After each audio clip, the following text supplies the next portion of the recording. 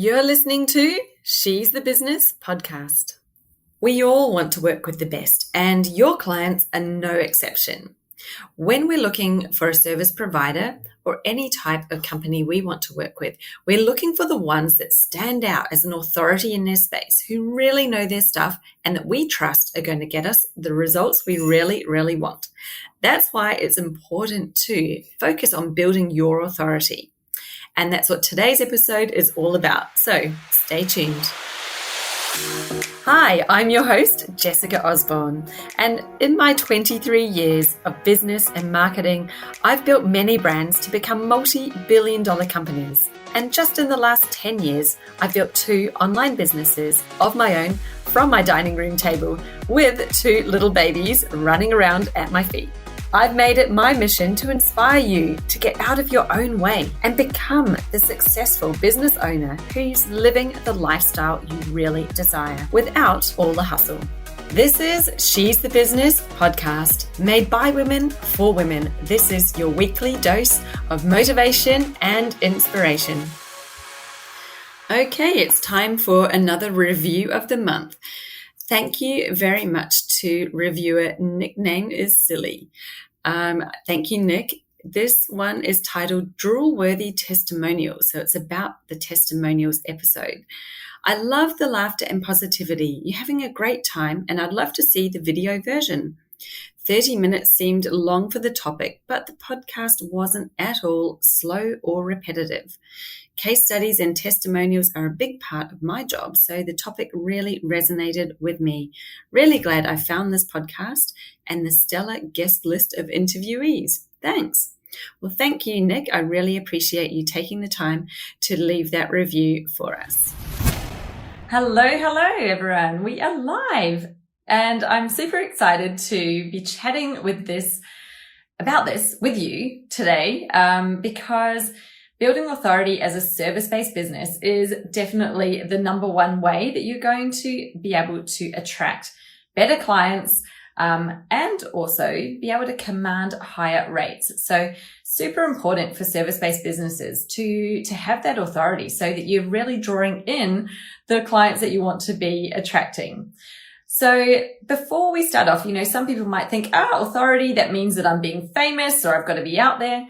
Look, it's not about being famous. So let's not get all worried about that to begin with. I'm not going to tell you need to get out and do 100 Facebook Lives. That's not what this is about.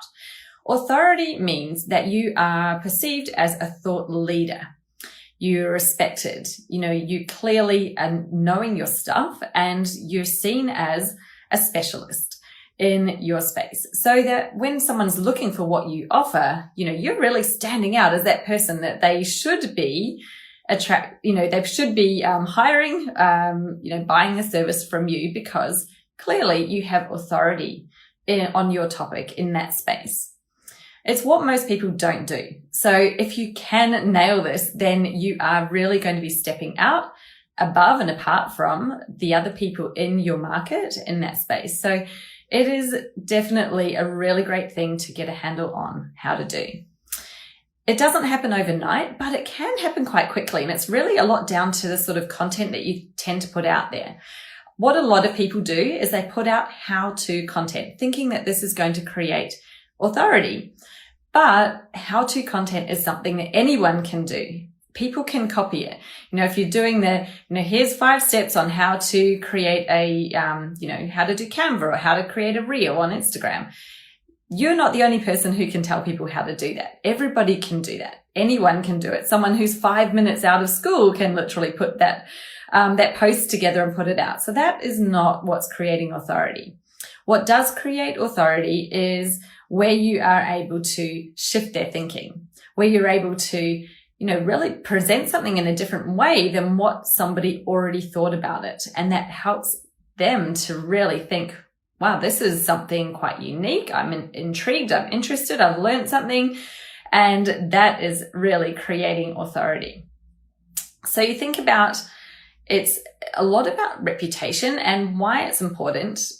I'm in the process of buying a house. So an example I thought of is when you're looking at who you're going to have to build your house.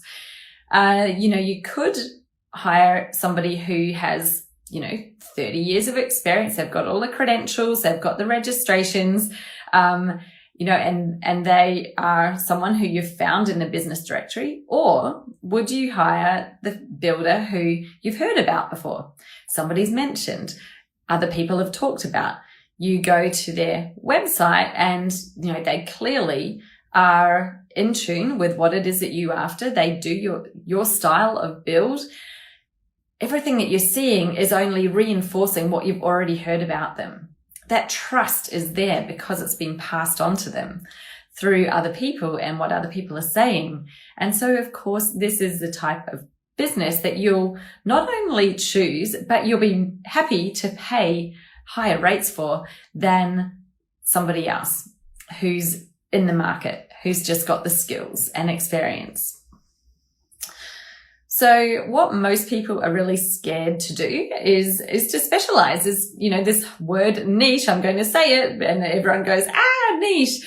What niche means? Like, let's not say niche if if that's you and you kind of like a rabbit in headlights whenever I say that word. Let's talk about specialization. Most people are really scared to specialize, and there's two ways you specialize. You can specialize in what you do. You can specialize in who you serve. The more specialized you are, the better, because you're much more relevant and is clearer. So both ways are the ways that I show my clients and how they create a presence and how they become an authority in their space is through starting with that. That's, really step number one. The newer your business is, or the smaller your audience, the more specialized you need to be in order to grow. If you want to grow, you can do it the long, hard way if you want to. You can still be someone for everyone, offer services, whatever people are asking for. You can do it that way. Absolutely. No one's stopping you. That is the long, slow way to do business, where you're really going to feel like, when is it actually going to happen? When am I going to get to that point where I have hit my goals, where I feel like I've made it? And the answer is it's going to take a long time. So it is very much about you being able to be not afraid to specialize. And I know it's scary. This is something that we honestly, in Business Jam, this is step one of my 7-step process of how you do attract high-paying clients to your business and have a profitable business. This is step one, and we spend a long time talking about it because it's really, really hard. It's hard in particular for us people who are, talented. You've got lots of skills. You've come out of a job where you've probably done lots and lots of things. So you've got plenty you can bring to the table. So it's hard to narrow that down. It's hard to also think about, well, there's so many different types of people you can help. So, how could you possibly block some of them out or not work with some? And processing through these steps in how you define who it is that you want to market to and what you're marketing yourself as, these are two, really critical aspects of your strategy, of your go-to-market strategy. This is even before you're deciding what you're going to do for your marketing. This is back in the behind the scenes in your foundational strategy. It's your go-to-market strategy, which is the 7 steps that I have mapped out of what you need for a go-to-market strategy for a services business. I like to call it the Jam Plan.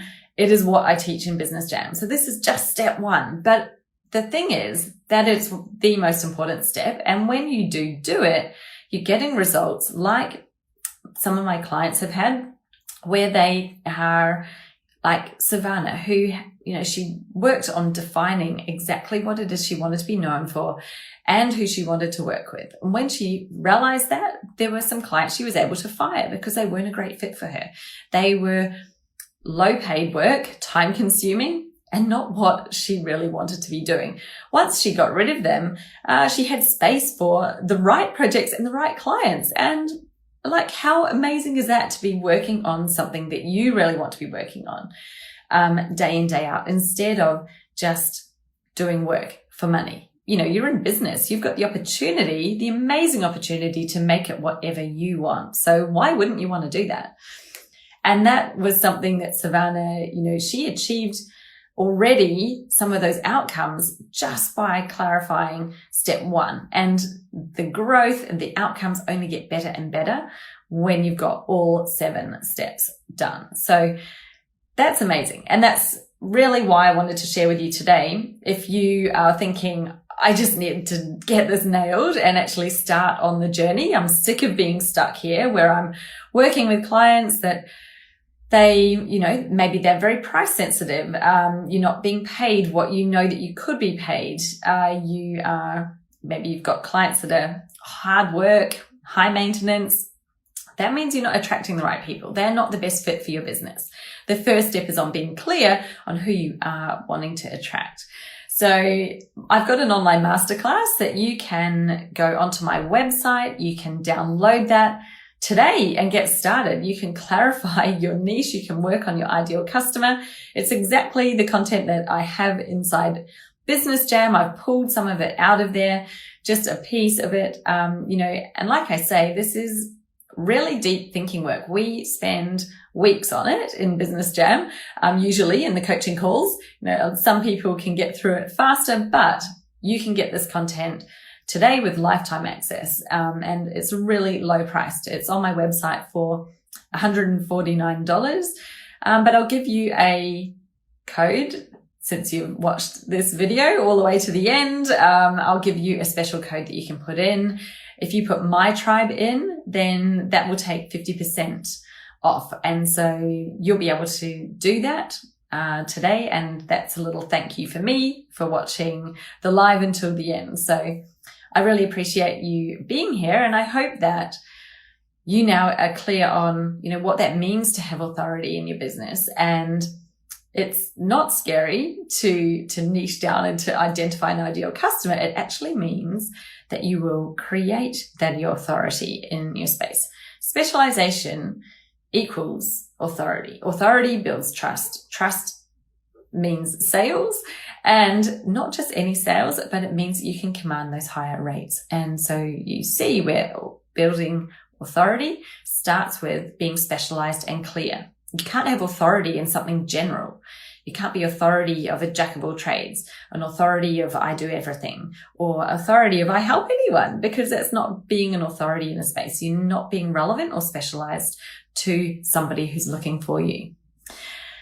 So you can jump onto my website, grab that masterclass, have a go at it yourself. You can get in touch with me for help, and I'd love to see and hear about your results. Otherwise, I'll catch you on the next live. Good to talk to you guys today. See you later. Bye. So if you would like to improve the marketing of your business, then the first place we always start is with your ideal customer avatar. Now, my system for your ideal client is different to most. With my ultimate customer avatar worksheet, there are 35 questions to help you really deep dive into what your ideal client is currently thinking, feeling, and what their goals are, what they're doing in their buying behavior. Go to jessicaosborne.com/customer-avatar to download your free copy of my ultimate customer avatar worksheet today. And let's get started on defining who that ideal client really is.